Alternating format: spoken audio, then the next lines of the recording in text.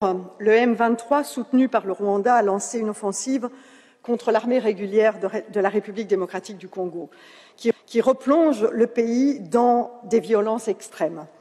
Alors ces violences et l'instabilité dans la région, vous le savez, ne datent pas d'aujourd'hui et trouvent leur source essentiellement dans la question des ressources du sous-sol de cette région.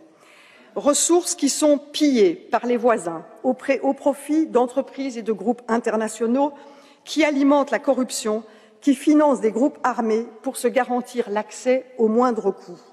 Alors nous devons absolument plaider pour une solution régionale, à court terme et à moyen terme. Bien entendu, à court terme, la question humanitaire doit être prise en compte pour les personnes déplacées. Mais si nous ne faisons que du court terme, nous serons toujours à nouveau dans le même cycle de violence. Et donc, une résolution régionale du conflit est importante. Nous devons lutter contre la corruption et mettre des sanctions sur des personnes, des entreprises telles que M. Dan Gertler, qui est un opérateur excessivement puissant aujourd'hui en RDC, sanctionné par les Américains et pourtant qui trouve refuge en Europe pour cacher son argent.